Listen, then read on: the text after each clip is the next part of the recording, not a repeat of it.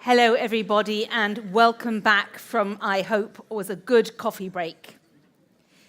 So we've had a really exciting day so far, and we've explored many different aspects of the bioeconomy, and particularly the role that young people can play as drivers of transformative change. Now, I'm delighted that our next speaker is joining us live from the plenary session of the European Parliament in Strasbourg, where he's carved out a bit of time in his schedule between voting and other responsibilities to speak to us. So let me please welcome Mr. Norbert Lins, who is the chair of the Agricultural Committee of the European Parliament, which of course has a crucial role to play in both the bioeconomy and its future strategy. Mr. Lins, let me pass you the floor, please.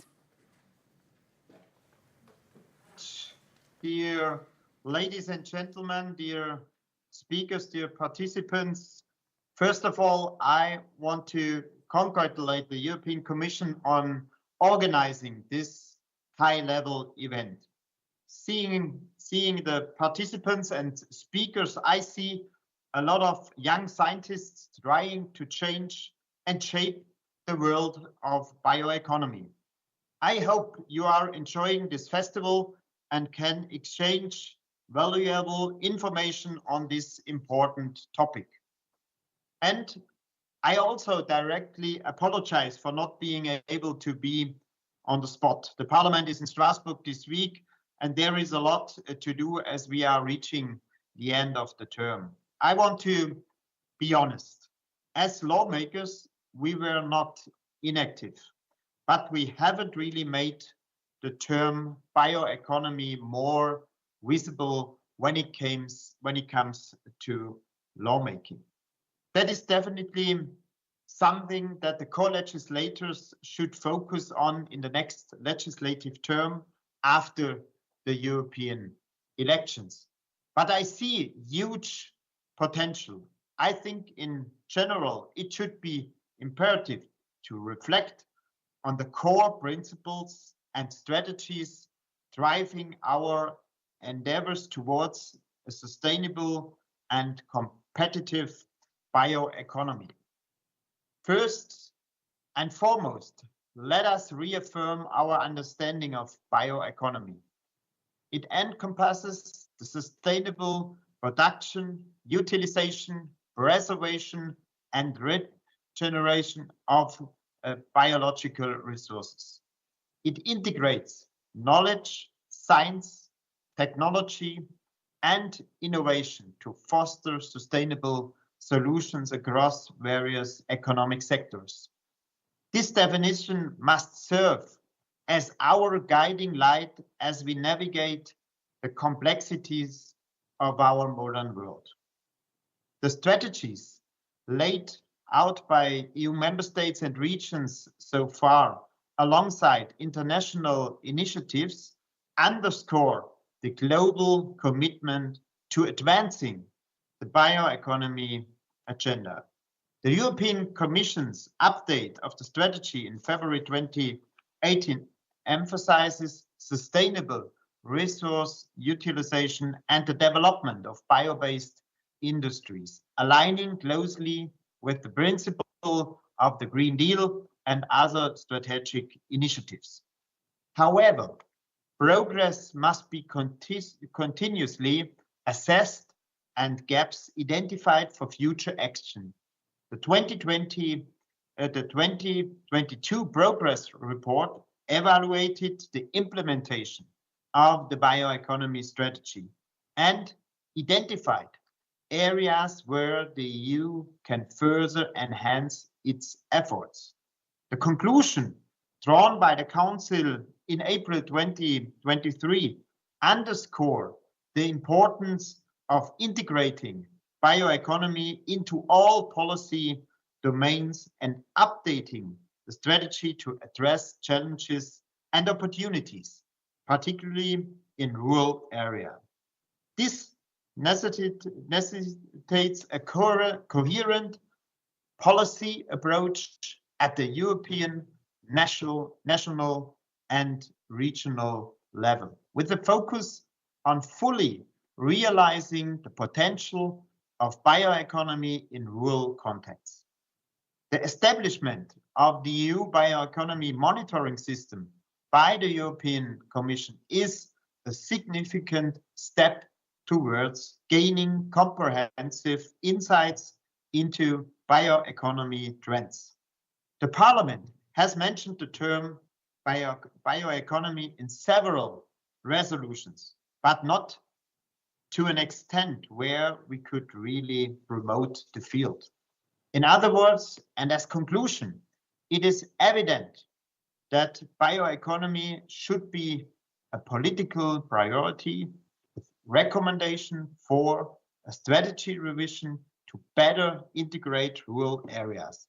A new bioeconomy strategy is imperative to achieve a more coherent policy approach, taking into account current challenges and opportunities. Here, I turn towards the Commission to come up with something that the Council and Parliament could work with. And then we should make clear, we have to remain committed to realizing the full potential of bioeconomy as a driver of sustainable development and prosperity for all. Thank you very much for listening.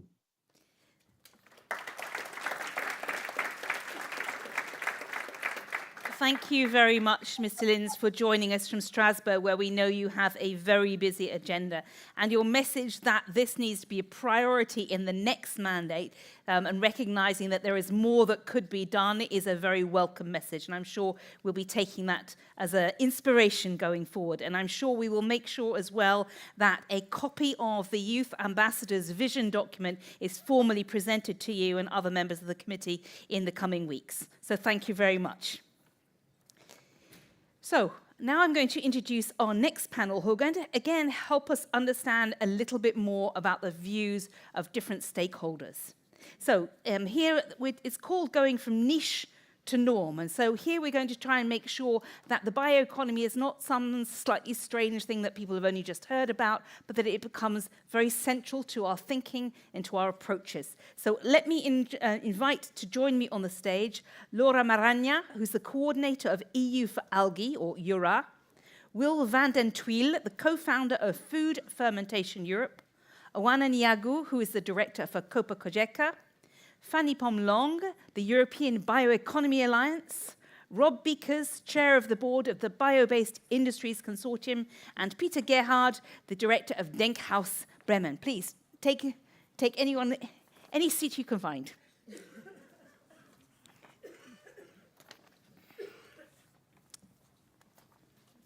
Thank you. So, welcome. Now, our session is going to be exploring exactly this issue, how we move away from it being a sort of a separate idea to being absolutely central to the work that everyone is doing. And I'm going to start with you, Laura, because you're going to be touching a little bit on algae. And we've talked a lot of the time during the day about sort of agriculture and land-based things, but you're going to introduce a new element because we also need to think about the blue economy. So what can you tell us about the contribution of the blue economy to the future bioeconomy? And what's the role for the young generation in this? Because algae is more than just food. It could help bring the blue economy into the spotlight. So please, the floor is yours. Thank you very much, Tamzin. I'm very glad to be here in this amazing festival. So, as you said, to bring a bit to the perspective of algae and also about the blue bioeconomy, but glad to be also to have heard before the B2BE example, concrete example with algae. So, indeed, the algae is playing an important role in bringing innovative solutions for food, feed, bio-based products, and also with some bioremediation potential. Algae can remove nutrients, carbon, and pollutants from the marine waters. As you said, I'm here today representing the EU4Algae with a stakeholders forum. It's a bottom-up stakeholders forum. This is an initiative from the Climate Infrastructure and Environmental Agency of the Commission, CINEA, overseen by DG Mari. We are currently more than 900 members, so we talked a lot about diversity today, and we have representatives from the academia, industry, public and private institutions, so really heterogeneous groups, to openly speak and discuss the breakthroughs of the sector. So I think that the EU4Algae objectives and outcomes are fully aligned with the Youth Ambassador's vision for bioeconomy, and so is the EU Algae Initiative from the Commission that was released in November 2022. For instance, this EU Algae Initiative from the European Commission has a set of actions in 4 big areas, which EU4Algae Stakeholders Forum is contributing to the implementation. For instance, like improving the governance framework, supporting the advance of the business environment, and also promoting awareness and acceptance of algae and algae products. We have also tried to promote this to the national authorities in order that they can integrate algae into their national governance framework, for instance, the maritime special planning, but also their national bioeconomy strategies. And I think it's very important that the EU4Algae, we are operating through 7 working groups, so microalgae, macroalgae, algae for food, algae for feed, materials, biorefinery, and also we have a dedicated working group for youth entrepreneurship. And very soon on our website, you see a report that is coming out, which is called Overview of Education, Youth, Business Support for the European Algae Sector, with 26 recommendations and 7 takeaways, including algae in the curriculum, promoting a business environment, and the consumer demand for algae and algae-based products.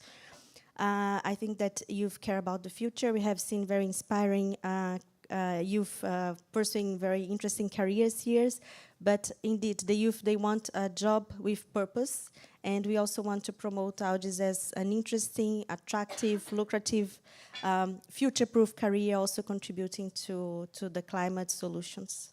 Thank you. Excellent, thank you very much.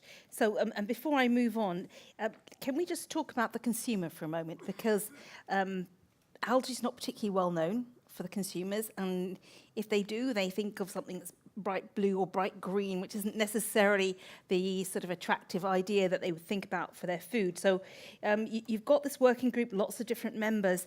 How much of it is consumer facing? How engaged are consumers in the work you're doing? Yes, we have a fully dedicated task for creating consumer awareness and acceptance of algae product. We have developed a quiz to try to taste and test a bit the consumer preference on algae products. We are trying to assess why they don't consume more algae. This is maybe related to the taste, to the smell, or if they find hard to find algae products in the supermarket. So this is really something that we are trying to address and promote more and more acceptance of the algae products. Excellent. Thank you very much. And I know we'll be coming back to you later with more questions. Now I'd like to turn to Will from Food Fermentation Europe. Take us a little bit through the role of food fermentation in sustainable food systems. Particularly, you've set it out something in your sustainable food vision. So how could fermentation fit into our new approach to food? And we heard earlier today about the, I asked one of our earlier panels what their recommendation to policymakers would be, and they said, simplify and make it easier to get innovative and novel foods out there. And I know that's an issue you might like to touch on. For example, the steel cow. I know that's one area. Are consumers ready for this? Is this a solution that could also help farmers take a more leading role in the transformation? So tell us about how fermentation fits into this big picture. Just go ahead and speak. The technical guys will switch on. I think you were mentioning the last word about farmers, but I think when you talk about bioeconomy, farmers are key. And so there is no doubt about it now and in the future, I would say. Of course, they will have to, their role will be somewhat different. But Food Fermentation Europe is an alliance of, at this point of time, 7 startups here in Europe precision fermentation companies.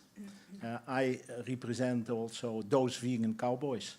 That's a startup in Belgium where we focus on the fermentative production of caseins.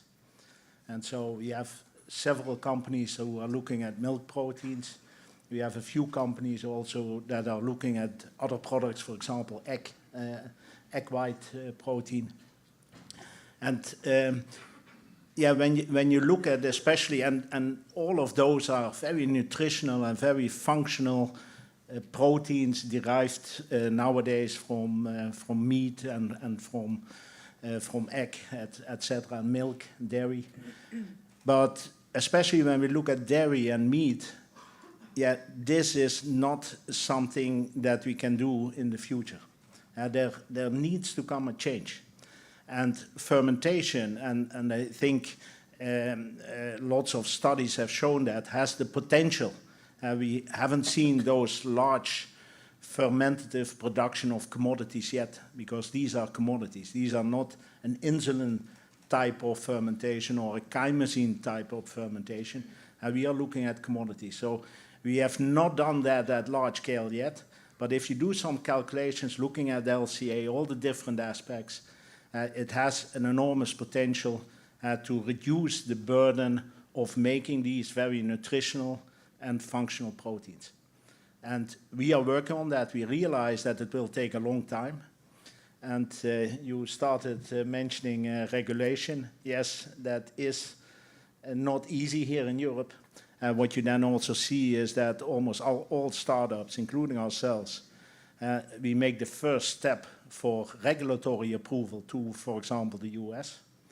Doesn't mean that we build the plant directly in the US, but yeah, you need to move forward, and that goes quicker in the initial steps, at least in the US. Yeah. Maybe I'll leave it there. Well, again, just before you do, could you just tell us a little bit more about your sustainable food vision? Perhaps you could just mention a few elements in that, how fermentation is part of what you're putting forward. Yeah, sustainable food. If you look at casein, casein is an essential part of cheese, and cheese is an enormous market. Let's say 200 billion on an annual basis. And if you want to produce that in a more sustainable way, yeah, you have to do it differently. You have to take the cow out of the production system. And if you do that via fermentation, there is the potential to reduce the carbon footprint by a factor of 5. Think about the issues we have with nitrogen here in Europe and in other places. You can lower that significantly. Water usage, lower that. And so that is an enormous potential. And I think, yeah, maybe less in this room, but if you go out, people still like, and they are very good at the products that are being produced by animals. They are very good, they are nutritional, functional. And if you want to change that, the easiest way would be if you could produce them in a more sustainable way. And that's what we are trying to do. And I think we see lots of initiatives also using other ingredients to make these type of products. And I think that also should be done. Okay. Yeah. Thank you. And maybe we'll come back to you later when we explore a little bit more about this idea of precision fermentation. Oana, let me now turn to you, because there is no bioeconomy without farmers. That's very clear. So for Cogeca, what is the main element for you when you think of the bioeconomy? With other primary producers, you issued some recommendations from primary producers on the bioeconomy. So can you tell us a little bit more, what's the perspective of the primary producers? Yes, thank you very much. So I represent today Cogeca. It's the European Farmers and Agri-Cooperatives Organization. We are an organization here based in Brussels. We are around 50 people, and our members are the national farmers and cooperatives organizations, around 60 organizations, representing the diversity of the agriculture sector when it comes to size, practices, and also sectors. first, I think on the previous speaker, I think we can have a whole day debate on the topic, but it's clear that bioeconomy today and in the future without rural areas, something that it's missing, unfortunately, from the vision. There is no mentioning on the rural areas, will not be possible. The agriculture and forestry sector, primary producers in general, we strongly believe in bioeconomy, and we have been committed from the first day when the strategy was published in 2012. Why? Because we really think that we have a lot of opportunities in Europe to better use the resources to tackle climate change, to replace fossil-based products, but also to bring new business opportunities in rural areas, and also new income to our rural businesses. It's not only about agriculture or forestry, everything is linked. And my colleague Fanny Pom will explain you later how we work also in a big alliance promoting bioeconomy here in Brussels. So for our sector, the bioeconomy, I mean, it's part of our daily business. It's starting a long time ago with the circular use of residues, co-products, biomass in the farm and outside the farms. And today what we are discussing, it's the future bioeconomy, how we can better use innovation and research and make sure that all these valuable resources are not wasted. And there is a great potential in Europe. And this is something that we hope that the young generation will also help us in making sure that no one is left behind. And here I'm referring also to the Central Eastern European countries that I could not see them represented today in the Youth Ambassadors panel, but I'm sure that they're actively involved. We need to make sure that the ones who are not maybe today so advanced, maybe lacking the framework or the structures, they are supported. We have a lot of potential in these countries that currently it's wasted. So it's not about exploiting, because I see this word very much used. It's a better use of resources that are not used today, if I can say, because there is a lot.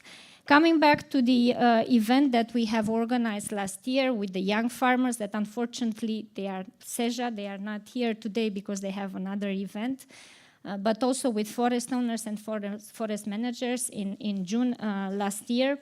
And our recommendations are also public, and we can send it after the meeting to the ones who are interested. We have quite a lot of, let's say, requests to the European Commission, to the future European Commission, to the future Parliament. It's an important year. It's a year of dialogue that we have expected, maybe also like the youth ambassadors, to start it a long time ago. It's never late, and I'm happy also for this initiative today. As you might be, you are aware that the Commission started a structural dialogue now with farming sector, forest owners, and forest sector that will take place tomorrow. And this is what we are asking. We want to have the bioeconomy back on the agenda of the Commission. We want to talk also about the importance of bioeconomy in contributing to environmental sustainability. It's not only about economics, it's also about jobs and also about biodiversity and environmental sustainability. So we really hope that this will be a priority, and I think we were quite surprised positively today to see a very good message from the Commission on this side. So we have hope on this. The second point, so bringing bioeconomy back, it's linked to the policy coherence and financing. I think this was also raised by our chair of the Comagri in the Parliament. This is something that we were maybe missing a little bit in the last years. we need to make sure that bioeconomy, it is recognized as a solution in different policies, that we have also the financial support needed, not only from the Common Agriculture Policy, where is the first policy that was included as a specific objective, the bioeconomy, but also from other policies, like, for example, regional and cohesion. The third point, it's also on building EU national networks of youth innovators. And here I'm also talking about you here, that you are representing the young generation today, but also young farmers. We are all, I think, in the same boat, in the sense that we need to build trust. You need to trust also more rural actors and listen to them, addressing their needs and challenges. Farmers are very supportive of innovation and forward-looking in general. So I think it's important to build these common networks. My last point is I have mentioned about young farmers, and you had our young farmer from the Netherlands today who intervened after the panels. I think we need to reflect together how we can look at the diversity of the agriculture sector and the impact of our requests. We need to have an integrated approach. I think it was mentioned several times today, a holistic approach, and we cannot do it only with one part of the agriculture. And we have to be proud of what we have achieved. I see that we need also to change a little bit the tone. We have invested a lot in research and innovation in the last centuries. We have done a lot in Europe when it comes to increasing our sustainability in the agriculture and forestry sector. And I think this is something that we need to promote more, to also support the younger generations to continue this. We want to eat food produced in Europe, and the competition you have mentioned today, it's something that unfortunately we have to address. If not, in the future, you will not maybe know exactly the sustainability, environmental sustainability of the food that we eat. So I'm conscious of time as well. So I will close by saying that this is it's never late, as I mentioned, to have a dialogue. And from our side, we are committed also to maybe bring more your ideas of the young generation together with the young farmers and old farmers as well, and discuss and see how we can go forward to really have a bioeconomy that will help Europe to be more sustainable, and to have also rural areas that we will be proud of, and not with land and empty houses. Thank you. Thank you very much. So let me now pass to Fanny Pom, because the EU Bioeconomy Alliance is interesting because it combines the primary producers, so OANA's members, but also bio-industry. So can you tell us how bringing these two together would help contribute towards enough supply for food? And also, can you explain how just this diversity of your membership helps bring a new vision, a new energy, and our focus is to go from the niche to the norm. So how does that happen? And maybe you could refer to your bioeconomy blueprint. Thank you. I'd like to start with telling a story. I know this was mentioned just before, but yesterday when I was preparing my speech or my key speaking points, I was preparing it, and then when I put my 5-year-old son to bed, I proposed him to read this book, which we have at home, which is in French, but it exists in many languages, as you know. And it was so nice to really share with him it's really concrete examples. It's not a niche anymore. This is an example because it's in our daily life. It shows in every room of our house what is bioeconomy. And it was so nice to share that with a 5-year-old little boy, because when you work in this very dear EU bubble, which I love, it's not sometimes easy to explain to your kids what you concretely work on. So this book was really a bridge between me and my son.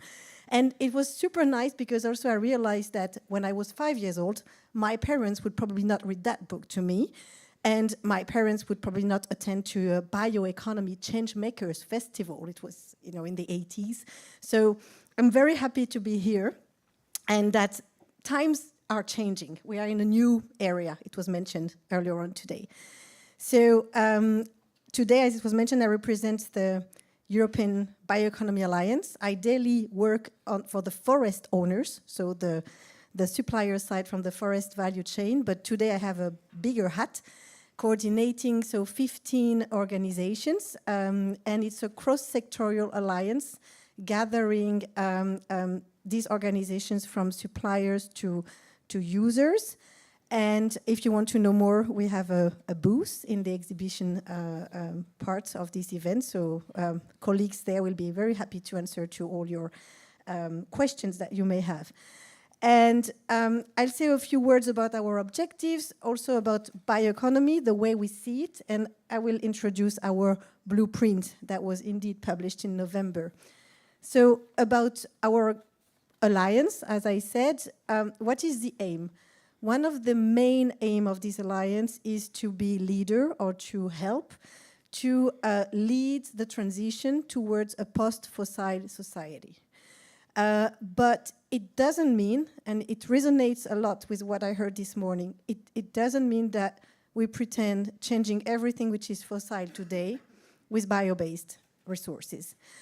Bioeconomy development is intrinsically linked with sobriety of our consumption.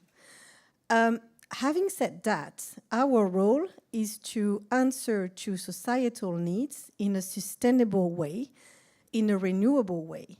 And for that, our key principles of the members of the Alliance, it's efficiency and sustainability. So about bioeconomy, I think it's very important, as Oana reminded, to also indicate a few figures, a few data. It's 17 million jobs. That was not mentioned, I think, this morning, and that's very important. It's millions of farmers and forest owners, and it's thousands of companies. So it's very important to remind this, because there are social and economic aspects behind bioeconomy, and environmental as well, as Oana mentioned. And there are many benefits of bioeconomy, and I will not mention them all, but happy to continue the discussion after this panel. But I'd like to highlight 3 keywords that I think maybe also could have been a bit more highlighted earlier on, that I haven't heard much. Keywords, one is local. So the Bioeconomy Alliance, the organizations which are around the table of this alliance, they use local resources.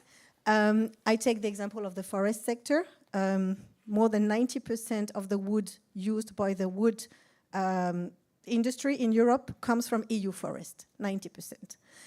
The second word is rural. So the bioeconomy sector is an enabler of rural areas' livelihood. And this is something we absolutely need today. And the third word is SMEs, small and medium-sized enterprises. The percentage, the share of SMEs in our sector is higher than this share in many other EU sectors. And we have to also keep that in mind. So now coming to the blueprint. So this was published in November, and it can be called a blueprint, a manifesto. It's our call to the next commission and next parliament. We have to start saying that we are not in a niche moment anymore. So EU is leader in the bioeconomy sector, and for this leadership to continue, we need to keep investing in this sector. And that's very important, because to have these investments going on, we have a lot of ideas that we share here. And I like to echo the word of Mrs. Werner this morning: much more can be done. The room for improvement is big. So I will share 4 ideas with you, but here there are much more, and then I will stop. First idea is institutional side. We would very, very much like to have what we would call a bio coordinator, a commissioner or even an executive vice president in charge of bioeconomy, making bioeconomy visible and coordinating the work of the different services of the Commission working on the bioeconomy. On the regulatory side, we need a predictable, a consistent, and a supportive regulatory framework. And I'd like to insist on the consistency when I mentioned it, but it was also mentioned by Mrs. Werner this morning. Consistency between the role of bioeconomy towards 2040 climate objective, minus 90% emissions reduction, and the legislations of the Green Deal, LULUCF, Renewable Energy Directive, nature restoration, etc. Consistency among these policies. So that's the regulatory framework. Research and innovation, of course, we continue to invest and to boost. We need that. A lot has been done. It was explained this morning, but we can continue. And the fourth and last message is incentivize bio-based materials over fossil. And this can be done by public procurement, standards, calculations of the benefits in terms of life cycle analysis of the bio-based project. So a lot can be done to incentivize these projects. And I will stop here for the moment. Thank you. Excellent. Thank you very much.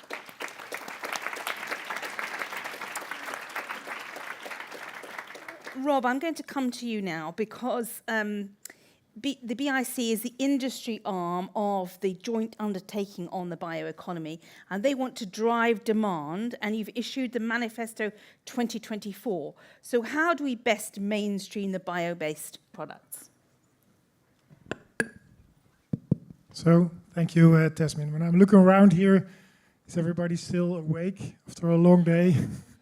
I hear many questions, many point 1, 2, 3, 4, 5. You don't have to memorize everything.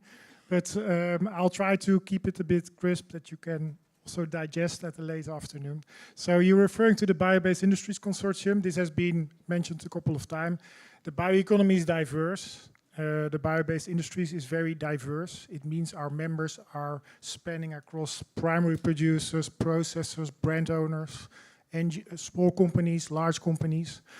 And they're very different, but we all have a common goal, and that is to establish sustainable bio-based ecosystems for making products in Europe.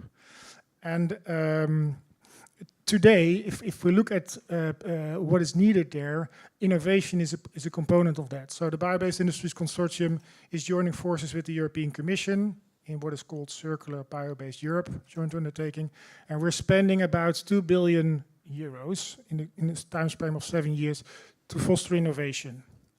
And this is not just for specialties, although it might be easier to innovate on specialties with high prices.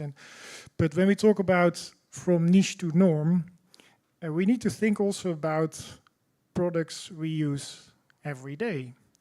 And for those products, you need carbon in most cases. So in the world, we use something like 600 million tons of virgin fossil carbon every year. And there's nothing like, let's try to replace that virgin fossil carbon with a bio-based carbon. That's not the point. I think the first priority should be, do we need all of it? Should we reduce? Can we reuse? Can we recycle? This should be the absolute priority, also getting waste out of that system. But we do need to acknowledge that some virgin carbon will be needed.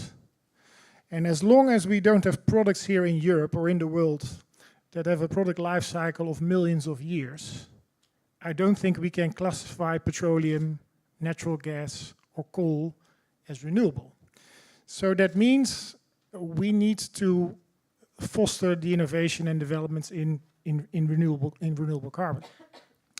That is where I think industry is willing to invest, but there are some clarity in terms of what is it that Europe wants. So I look very much forward to the update of the European Bioeconomy Strategy, and much more I look forward to an initiative that's going to be published, I understood, next week on European biotech and biomanufacturing, which I hope will provide some clarity and direction for industry to develop. That is important. What is also important is that the bioeconomy is about making things. It's not like the Internet of Things. It's really about physical flows. So we need to have the assets to do that. And when we look at startups who make something in a lab, quite often it's very difficult. It's possible to make 1 kilo or 2 kilos, but if you need 100 kilo or 1,000 kilo to prove that your product works, where do you go? What are your possibilities to scale up and to pilot? What is, if you have scaled it up and you have a flagship like Lignoflag, so you have your plant, where's the second plant? Where's the third plant? Is it happening? Why is it not happening? I think partly it may be related to investors that may see risks in this environment which they don't see maybe in investing in petrochemical companies. More important even, I would say, is that other areas in the world do see this issue, not only from a perspective of sustainability and climate, but more in terms of autonomy and dependency. So the moment we don't do it, and the technology is developed somewhere else, can we access it later when we want it? I think that's a key component. Another thing I want to mention relates to the source of the carbon. So in our case, Bio-Based Industries Consortium, we talk about bio-based carbon. Here we talk about farmers, foresters, fishermen, aquatic, algae, all of them. And these sectors need to flourish. We need to nourish them. We need to make sure that young people continue to be a farmer, because like the technologies, we need the biomass. And we've been relying on, for decades, on imports of natural gas, petroleum from areas in the Middle East, Russia. And now we have a unique opportunity now, I think, to become a little bit more self-supportive. It doesn't mean that we don't want partnerships with other countries in the world, but I think a little bit more strategic autonomy is what the bio-based sector can bring to Europe. And that is also, I think, what we need.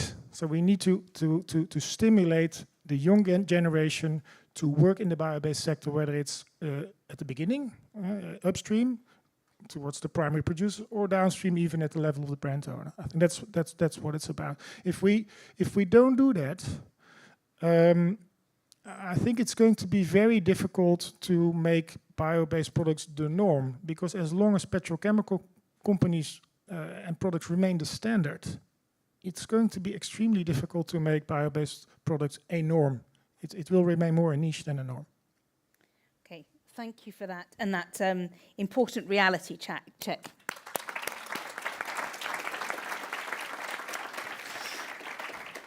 Peter, I'm going to bring you in for a new perspective, because the sustainable management of biological resources, including forests, is essential for the bioeconomy discussion. But maybe you can give us some insight from your study called Stemming the Tide. And I think just yesterday you published a sort of manifesto or a new vision document on the bioeconomy. So maybe you can, with a number of other NGOs and other organizations. So maybe you can tell us a little bit about that.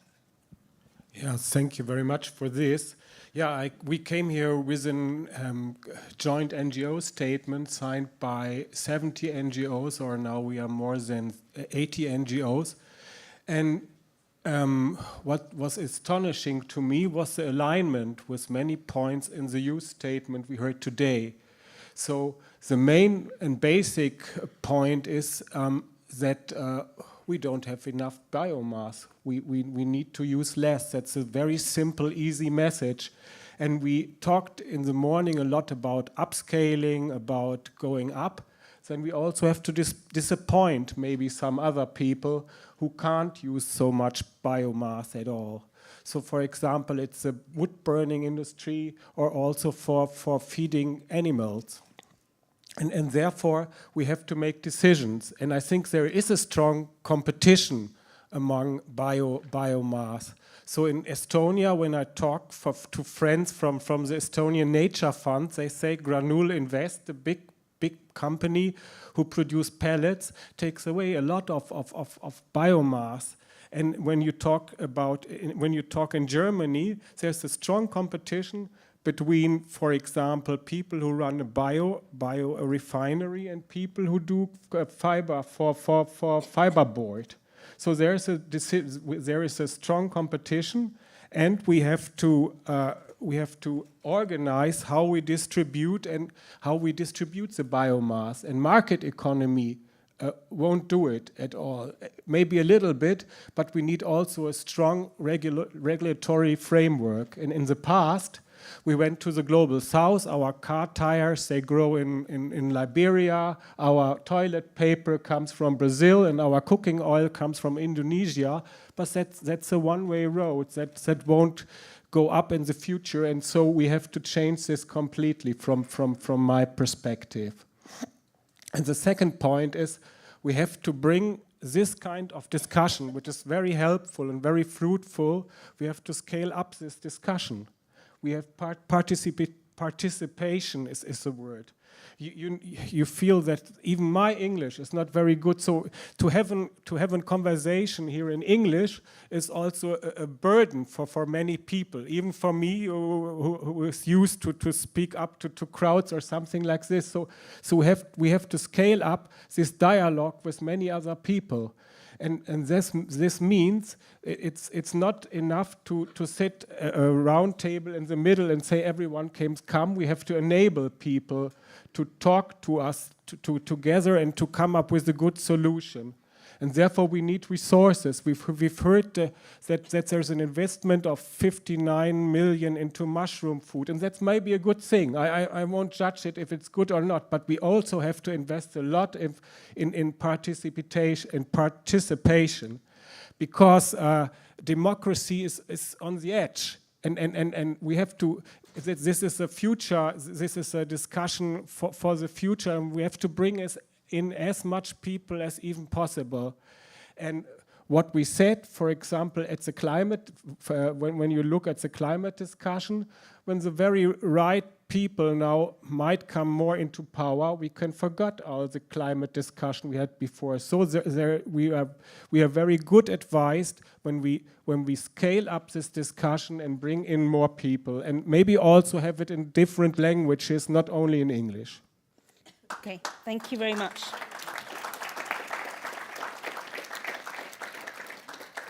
So we've had a range of viewpoints expressed by different stakeholders, and it's clear that the bioeconomy is something that has the potential to unite, but it's also, as we've just heard there, it's really important that it's the basis of a big conversation, because it is about the future of farmers, the future of rural areas, it's about the future of innovation, it's about our relationships with other parts of the world. So this conversation needs to happen, and I'm very struck by on our previous panel, Katrine from Estonia, who was one of the youth ambassadors, and said the reason she wanted to come into this is she wanted to have the hard conversations. They might be uncomfortable, there are definitely trade-offs, there are choices to be made, but that conversation needs to happen in a transparent and open way. So thank you for raising all of that. I'm now going to invite a little bit of a dialogue between our youth ambassadors who set out their vision earlier and our stakeholders. And I'm going to invite Rita to come and ask some questions to our stakeholders. So Rita, please go ahead and grab a microphone. First of all, thank you for your comments and feedback about our vision. For sure, there's some elements missing there. And a part of that reason is because we don't cover all the elements. For example, we wanted to write about blue bioeconomy. That is a huge part as well. But we lack the expertise for this. Well, we don't have as well a young farmer, unfortunately. So this lack of expertise is reflected there. There's missing elements. It's not a perfect document, but it's a document that will feel represented by our own expertise. And when we drafted it, the purpose was, and our target audience was the European Commission, and in this case for the bioeconomy team, to be considered for the next EU bioeconomy strategy. And I know that a lot of you have written as well position papers. So my first question is regarding who was your target audience when you have written your position papers and why? I think, Fanny, we're going to be coming to you first on this one. Thanks. Very short answer. The target was the same when we drafted our blueprint. It was, as I said, it can be called the manifesto. We are now in this manifesto season. If you look at all these EU organizations, they all have a blueprint or a manifesto. So it's indeed what we would like to see under the next mandate of the Parliament and the Commission. Having said that, I would like to highlight that for EUBA, I have other publications that are here, and you can find them on the booth. And here, the audience is maybe a bit wider, like how bioeconomy contributes to Green Deal. Okay, that's for policymakers, but that can also be for many stakeholders, including the Youth Bioeconomy ambassadors. Same, we published the best practice case studies with we tried for each one of our sector of our organizations to identify a story that we wanted to say, a good story, that Oana mentioned. So same, the audience here is of course policymakers, but we hope it could be a bit wider, and we're happy if you can take a look and provide us your comments and your views on that. So yes, thank you. Thank you. Peter, I wonder if you might like to comment on this, because you've just put together this, we'll give it to you. It's coming. You've just produced this this document from 70 and now 80 NGOs. So there was a reason you got everyone together. So clearly you'd like to pass the message. Who are you aiming your document at? Who do you want to read it and understand? Of course, everyone in the political EU hemisphere who is now busy with updating the bioeconomy strategy. And on the other hand, all the members of NGOs, of environmental NGOs and development NGOs, this is quite a lot, huge amount of people. Alone in Germany, 5 million people are member of an environmental NGO, and we want to make them aware that this is a very important and relevant discussion. And when you scale it up to the European level, it's even more people who might be interested in this very important discussion. Thank you. Rita, perhaps you'd like to pass to your next question? Yeah. My next question is between traditional farming and new technologies. So where do you find this balance? Do you find like new technologies are a threat to traditional farming? There's some common grounds, there's some comparison there. So let me hear your thoughts or battles. Oana, maybe I'll come to you first on this one. Yes, I have to say I was a little bit puzzled with the question because I didn't know what traditional agriculture means.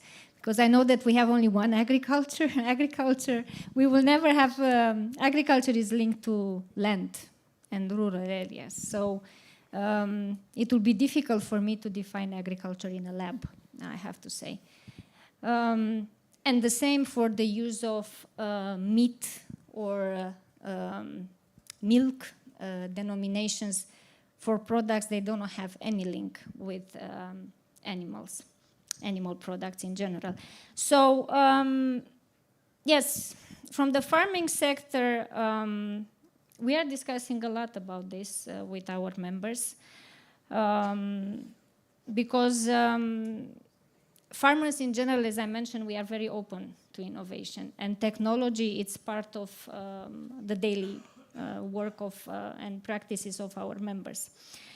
However, we need to look at the innovation also to put it in a context. And when it comes to food, it's a very important topic because food is part of our culture as well. We need to talk also about ethical aspects. We need to talk about food safety. And it's good that we have new innovative ideas. I have to say, I don't see a future of bioeconomy of Europe without livestock sector. I don't know how rural areas will look like, the landscape, and how we can live without. On the discussion on the meat consumption, yeah, it's a question maybe of, we were discussing about local, about quantity.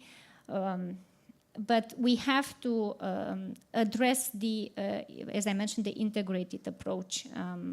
We cannot have a bioeconomy without livestock. It's not only about food, it's about leather, your shoes, your bags. It's about all the links that you have between livestock and biodiversity and environment. And I think we have to have a very open discussion with scientists as well and with farmers about this, because I think we are going a little bit too far, and our farmer representative also was explaining this. It's very hard for the livestock sector to understand this. For the ones who are working hard since ages, sometimes without having maybe one day of holiday, being there in their farms all the time. Just one small comment, as I mentioned, on the lab-grown products. As I mentioned, we cannot call it meat. We need to have an open discussion and an impact assessment. And this is a very key word used a lot in the last years in Brussels on these products. So we need to consult the relevant stakeholders that will be involved and affected. And we need also to look at the environmental sustainability, because this is maybe one of the key topics linked to the livestock sector, but it's much more complex than this. So at this time, I think that these products are not proven to be more environmental sustainable. And yes, we have to look at this in a very serious manner when it comes to the impact on rural areas and also of the farming sector and future of the farming sector in Europe. Thank you. Okay, thank you. Will, let me bring you in there, because this is your lifeblood, you know, the innovative and very different areas. Rita asked, you know, what proportion of current agricultural practices need to be replaced, and how much do you expect it would be replaced by the types of things that you're doing? Yeah, let me also go back to the previous speaker and answer. I think, yeah, your answer was already traditional. Keep the microphone. Your answer was already traditional, because, yeah, we all see that biomass is limited. But why is it limited? Because we are not using it in the most economic way. And for producing food, and especially meat and dairy, you need a lot of biomass. And if you replace that by modern techniques that have been proven already for more specialty products and are able to expand that to more commodity products, and of course they have to be safe, but these technologies are safe. So I think there is an enormous opportunity to create more biomass, to still have nutritional and functional products, but then there should be also an equal playing field. For example, for fermentation, it's not there. It has to do with regulation, it has to do with, even if you look at dairy and meat, what are the real prices? What should be the real prices? What is true pricing there? We have seen in Germany an experiment, and then you see if you go to true pricing, maybe you have to pay twice the price that we all are paying now. And that has to do with subsidies. Look at the enormous amount of subsidies that are going into livestock. Look at the environmental cost. Even if you're not eating meat or not using eating dairy products, you're still paying for it. So I think, yeah, for me, it's quite simple. On the other hand, I understand the complexity, but there is an enormous potential, and farmers have been, yeah, they are innovative, and we should give them a perspective also for the future. But I think there is an enormous perspective, because we need biomass for various applications. And some farmers will have to do something different. as they have been doing in the past as well, those changes. So in all honesty, I don't understand sometimes the fight, and when I look at conversations we are having also with farmer organizations, I also recognize that sometimes, but often, yeah, we have the same vision. But on the other hand, they also recognize, when I look at Italy, for example, what they are saying and about lab meat. And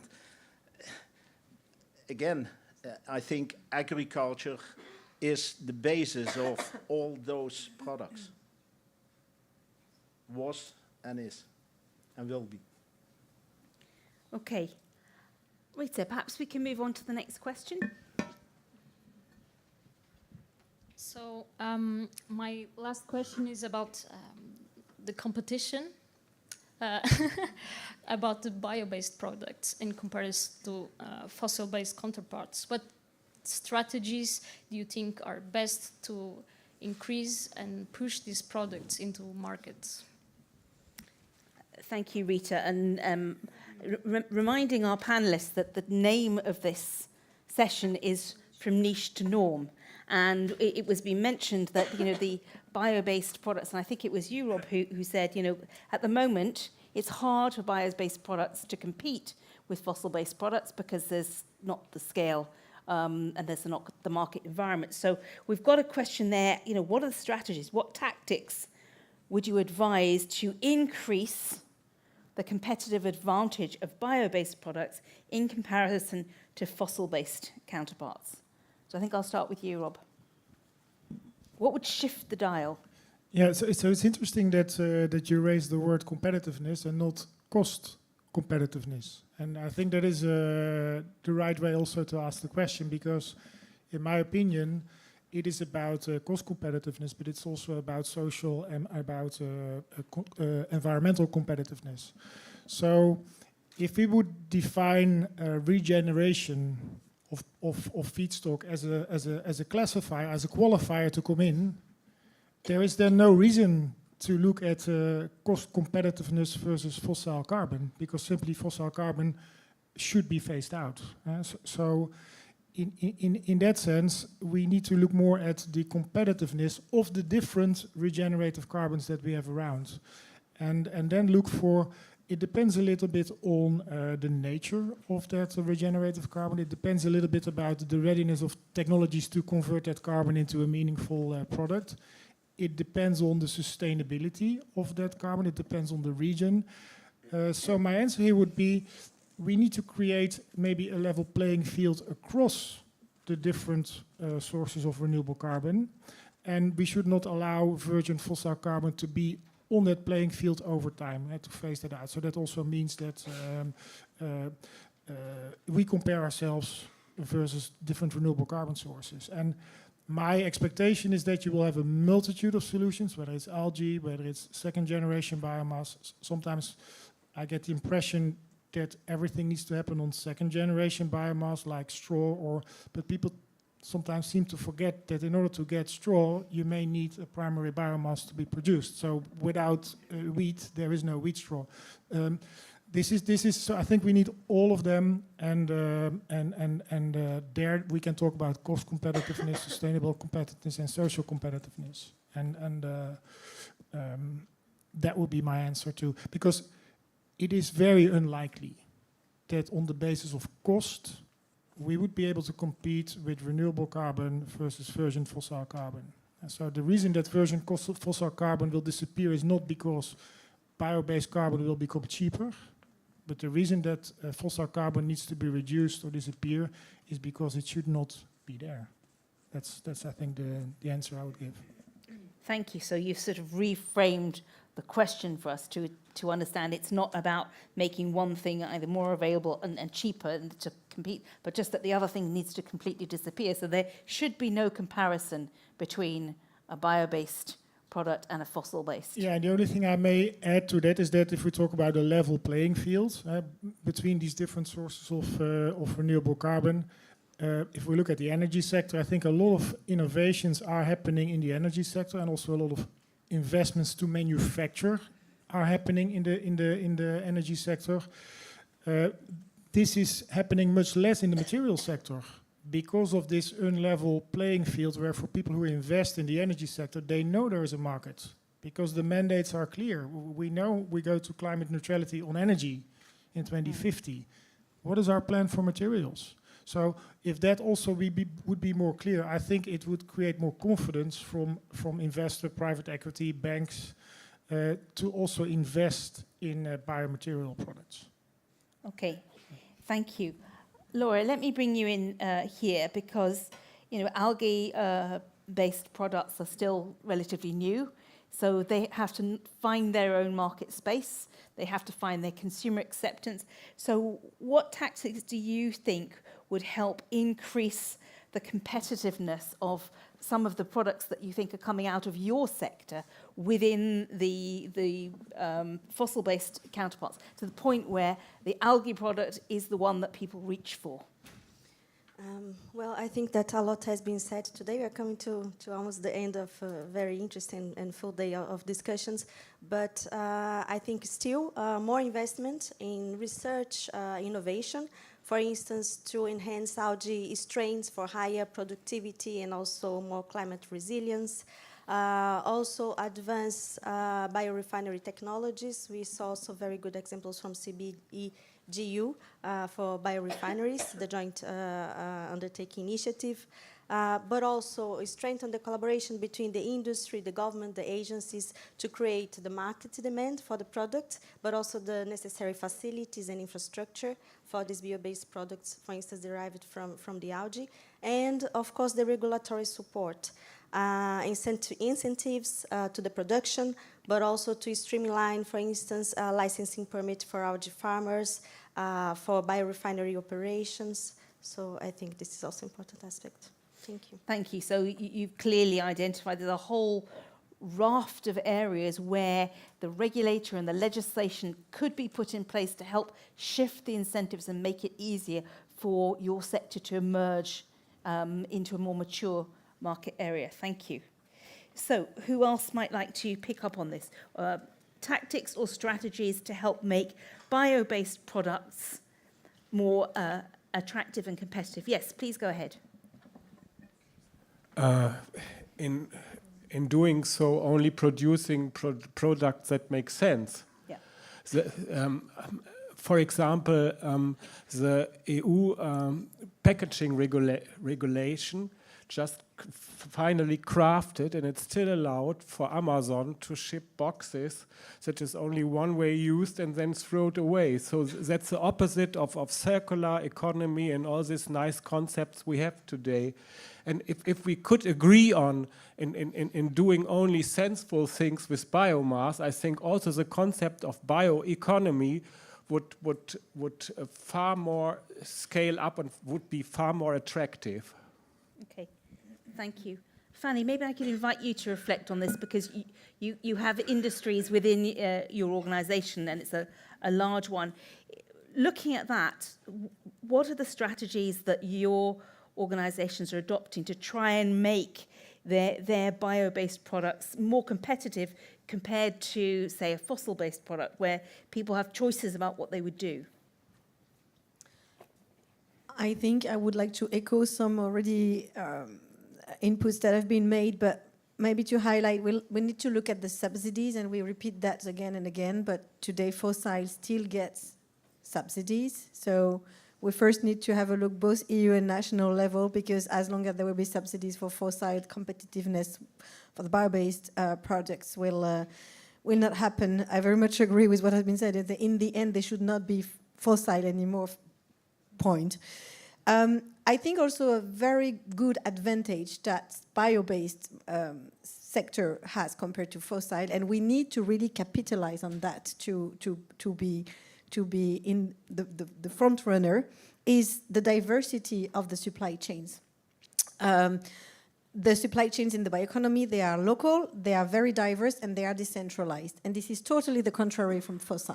And we have to capitalize, we have to really put this as an argument and to really promote that, to make the bio-based sector being the one in the lead.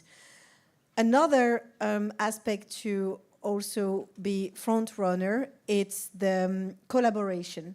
Collaboration between public and private sector, so public-private partnerships, we have good example here. But also collaborations all along the supply chain, from the suppliers of biomass to the users. This is one of the aim also of this EU Bioeconomy Alliance. So how to strengthen that collaboration, because it can only work and we can only be competitive compared to fossil if there is a sector which is very well united and constructive. And last but not least, the endorsement of society.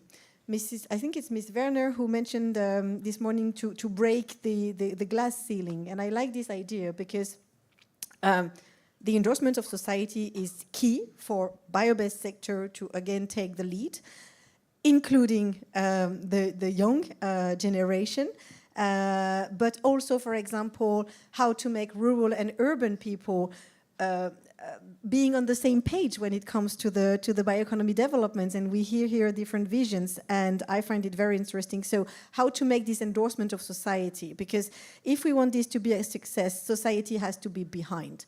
So that are my thoughts. Thank you. I'm going to draw our panels to a close, and in doing so, I'm going to give you each a challenge.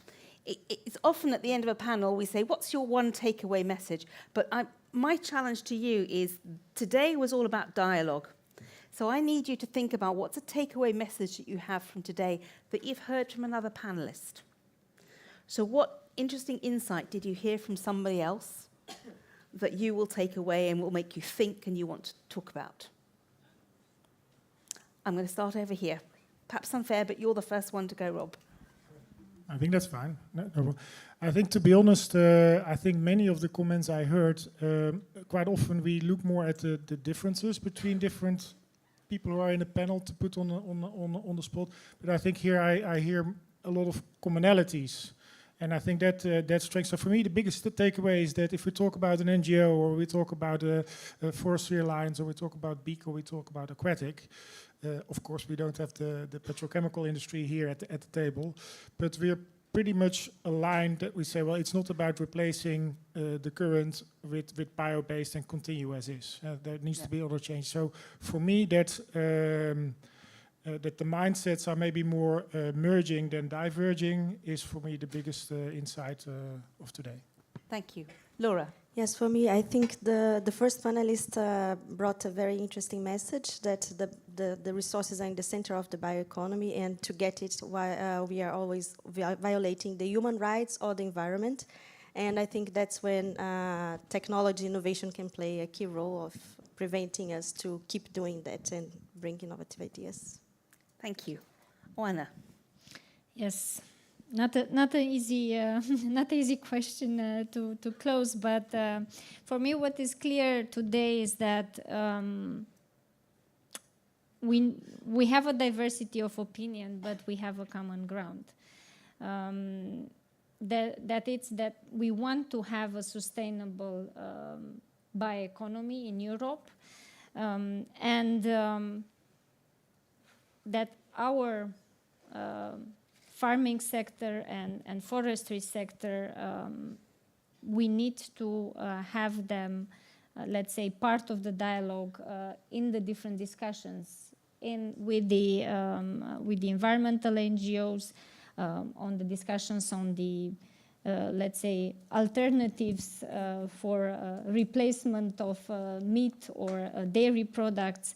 And I will also like to use this opportunity to mention once again the invitation that Marie, the young dairy farmer, mentioned to continue this dialogue with the ones on the ground.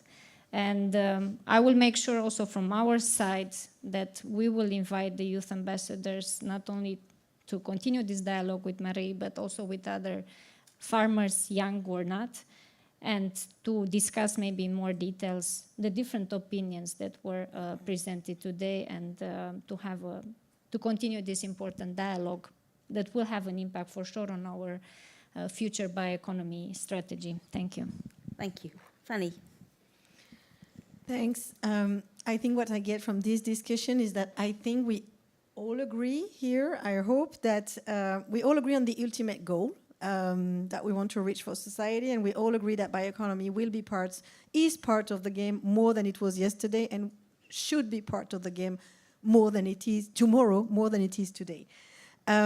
So then now we have different views on certain topics. We can continue the discussion on forest-related aspects that were mentioned. But I would like to take what was said about scale up the dialogue, participation. Tomorrow, it was mentioned, we will have a forest dialogue organized by Executive Vice President Mr. Sefcovic with stakeholders from the sectors, and there will be NGOs and there will be the forest owners. So this dialogue has to continue and has to be strengthened, because I think it's important to agree that we disagree and to agree that we agree on some points, and this is maybe still missing today. And of course, I'd like also to throw an invitation, and I haven't coordinated with EUBA colleagues, so that's my own responsibility, but I'd be happy as a coalition to continue also the dialogue with the young ambassadors and maybe have a discussions on comments to the vision, to discuss further, like to comment and to exchange. I would have questions on the forest part, colleagues may have questions on the other part, so I hope we can continue that, and that it's not a one-shot exercise today. Thank you very much. Thank you. Will? Yeah, I could repeat some of the words that have been said. And what I notice is that even in this panel, we were talking about replacing petrol-based, and fully right so. But I think also when you look at the food system, if 80% of the land that is available on Earth is used for food, for producing food. And of that, of the land that is produced, I'm saying it in the wrong way. If you look at all the land that is used for food production, 80% of that is used for animal-based products. It's for the feed of the animals, or the products, or as a meadow where, for example, the cows graze. And that part, that 80%, only gives 20% of the calories and the proteins. So I think, again, going back to biomass, and yes, we could use biomass also for other purposes, and we have to use it more efficient. And I fully agree that we need to have more conversations on that, and I think also the vision of the young people is very important in that respect.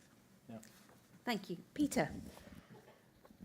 Yeah, like others said, I think there was a lot of agreement, and maybe I made some things wrong, because I think we don't agree on everything. On the meta level, of course we do. We all want a green future and a nice world for our children, but I would say when we more dive deeper into the details, when we talk about gene tech, about things like that, we would have some disagreements, and that's very important to discuss it. And in the morning, it was said that we maybe have to shrink, that a third iPad maybe doesn't make us more lucky than a kiss from our children. But how to come to this, it's a far way, and we are so far away, like we are away from the moon, but I want to fight for it. Thank you very much. Excellent. Thank you. So I'm going to bring this panel to a close. So can we say a warm thank you to all the members of our panel for contributing their perspectives? Thank you.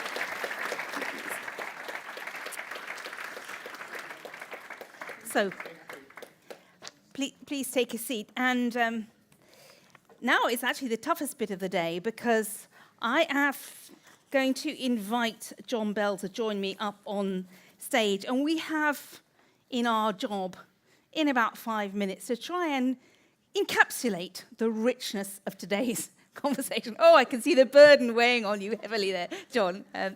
Come up and join me. What a day it's been. What a day it's been. You make me feel simultaneously older and younger at the same time. So So I think one of the things we need to, first of all, to start off, it has been a remarkable day in terms of sitting there. I've been involved in this now for far too long, but what you see is the bioeconomy's got real. We're talking about niche to norm, and actually we're talking about normal people getting involved and being affected by the economy. So it's there. We should start by thanking all the remarkable people who have kept us going to this phase, you know, from, I thought Adelaide at the beginning was absolutely brilliant when she said we've no right to forget about the future, and the bioeconomy is going to have to step in to what we're doing next in a very contested world. I mean, Peter, I think at the end is right. There are really big divisions and big differences of opinion and interest. There's generations of people who have debt and families they're worrying about and jobs that they have. There's a really difficult social and economic decision here. What I think we see, though, is the bioeconomy is becoming a convening point, an enabling place in which the different challenges of, as Rob was calling it, competitiveness, you know, the climate and ecological integrity you're looking for, and communities. It's a place, I think, where we're starting to find a way to bring that together. And it's moving beyond research and innovation as the convening force. I think the message from Elizabeth Werner this morning was very encouraging. The bioeconomy will be coming back in one shape or another. We'll hear tomorrow from Vice President Šefčovič, from the presidencies of Belgium and Hungary. This is becoming, if you like, an unavoidable place where we can actually begin to try and address both the long-term challenges, the different needs to work across disciplines and sectors, between levels of government, between parts of society, between policy and industry, innovation, finance. It's becoming a very structured place, and it's becoming a convening point. And it's coming to a place near you, I suspect, in the next 12 months. So to my colleagues, Peter and Adrian and the team, you've done a fantastic job. Like, there's 900 people, they're probably half asleep at this point, 3 sentences into what I say. You know, the old definition of an EU official is somebody who talks and everybody else is asleep. But it's 900 people in 30 sites. I think Peter was absolutely right. We need to scale up. We need to bring in different languages. We need to go local. I don't know how we do that. I think it's one of the big challenges that we have. We also can't all be flying around the place. I'm glad to hear somebody said they were getting the boat and train from Ireland to here, so they should be here in time for the next bioeconomy strategy, if that's the case. But that's a really important point. Most of the people involved in the bioeconomy are excluded if you have to speak this kind of English to be heard. So how do we crack that? And probably Peter's right, there's lots of financing and great projects there, and go and look at them, but we need to think about how we do that. The big problems that we have, I mean, there is, the context is it doesn't matter whether we do something or not, policy-wise or electorally, or we deny things or we divide. Like, there's a huge planetary change going on at the moment, and we have a decade of decision ahead in which we can still do something about it. And the bioeconomy is at the middle of that, and within that you have this huge, huge societal challenge, both between sectors and across generations, and we have huge opportunities to use the resolution of that to build a better society and a better place, a better countryside, a better food system, better industrial base. Catherine was talking about dependency and autonomy. An autonomous Europe. Europe is simply going to have to be able to stand on its own 2 feet a lot more in the next few years, depending on, especially on who makes it over the line on the other side of the water in the next few months. If anybody's got a bio-based solution to that, that would be helpful to inject some energy over there. So this is a different context that we're in. And we have to be autonomous, and we need to use all of the instruments. There's a wall of money out there and a wall of policy. The Green Deal has put irreversible changes. I was looking at the targets the other day, 10 pages of targets, what has to be done over the next decade. It's not about whether the next commission or the next parliament wants to do the climate law or wants to do, it's about how, in the name of God, are we together going to do this, given the real challenges that affect different parts of our society in a different way. Inequality is central to this. Inequality is central to this. And inequality doesn't anymore just mean where you live. You could be living in a great place and have had a great life in a great part of your community, and what's ahead for you is very difficult. So I thought the key message from the vision statement was about structural participation. So you're talking about it for young people. It has to be the same for farmers. It has to be the same for forestry people. It has to be the same for people who are living in the blue economy and so forth. We need to find ways, in whatever way we work this thing out in Europe, and that's our way, is to have a structural involvement of particularly generational, I don't want to call you stakeholders, you're citizens, but the people who will have to take this forward. We face that with gender imbalance. I remember 15 years ago, big row about whether we should have obligatory numbers of women on the boards. I mean, it was obvious, of course you should, you know, if you want to get anything done. But there was a lot of people wishy-washing around as to, maybe go and talk to. It was great to have Norbert Lindsay. He's a really important person, and it's a huge signal and great generosity from him to come and speak to us today. And he should be recognised. I said to you before, somebody challenged me before in the last conference, what should young people do? One thing to change things. I said, vote. Get involved in political parties. Create your own political parties. Get involved in doing what was done in terms of women finally beginning to have the right place in politics. So maybe you should have generational targets in some of the discussions as well. I don't know.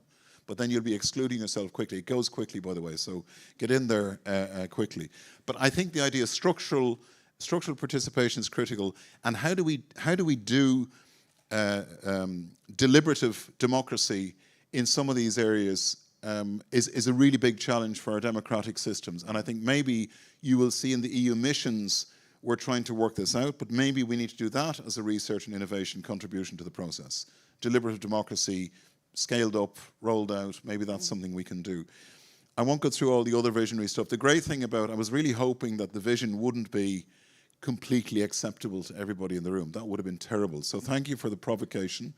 Some of the stuff is genuinely very, very difficult to land yourself on, whatever you feel, whatever the model is on growth and at what point and in what way it goes. We know that GDP doesn't measure things very well. I'm told apparently that car crashes are very good for GDP. They are indeed. They are very good for GDP, but I'm not sure that that's what we want. So it's not an uncomplicated argument, but it's an argument where we have to listen. The big thing at the moment, particularly to younger people in the room, there's a huge amount of distraction going on, and it's deliberate. There's a huge amount of diversion and division going on. Don't get sucked into it. Stick on the path that you're on, engage seriously, ask questions, do the evidence. Don't waste your time in the division. The whole political thing at the moment is a diversion by the people who created the problem, generally speaking. But do listen to the people who are hurting. I don't know, did you see the young farmers on the street? Not just the farmers on the streets, the young farmers on the streets. Put yourself in their position and say, right, how do we involve them structurally in this? And how do we work with them? Marika was there this morning. Come to my farm, talk to my people and see how do we move this whole thing forward with them.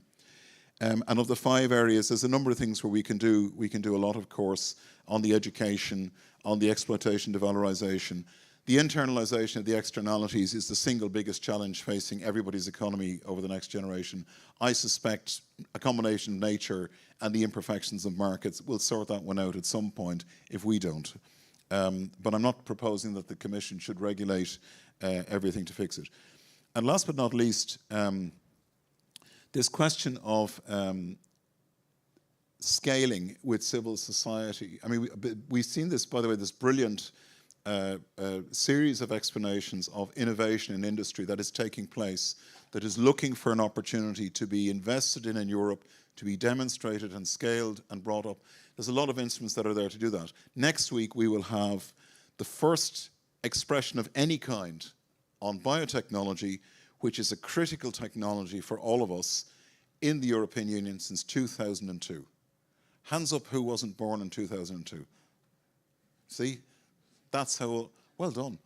That's how long ago it was that we had the ability to actually even say anything about this. So whether you are happy or disappointed what the Commission says next week, the fact that we are starting the conversation is very important.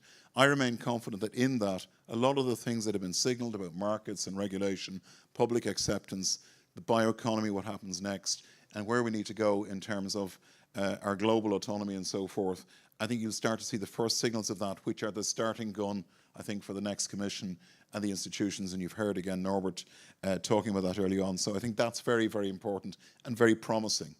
And it means you're being listened to. But other than that, I mean, there's a lot of things to say. There's a lot of things to celebrate. There's a lot of things to be happy about.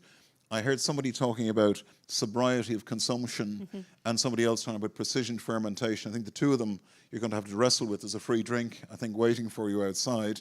And I hope that those of you in the 30 other sites can understand that I am actually speaking very quickly because I'm under pressure here to finish. I think, though, at some point, take a moment to realize before we move on to the next wave and the next pitch and the next battle, what you have already achieved, particularly this generation of young people who stepped up. It started as a conversation, it started as a request to be included, and it has become a vision statement, a network, an expectation and a conversation, and hopefully a more inclusive and wider one will take place. So congratulations to them in particular. Let's be nice to young people for a moment.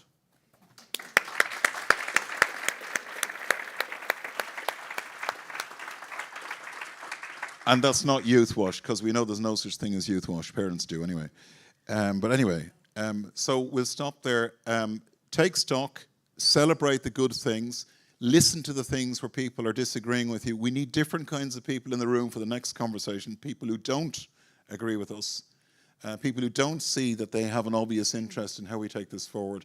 And we need to use the European Union, whose diversity is its strength and is its resilience and is its unity, to try, and if we're going to make peace with nature, which is our task for a generation, we need to make progress in society and across generations and groups. And that's what we have to do next. But then that's easy for people like you. Okay, thanks a million, and enjoy your free drink.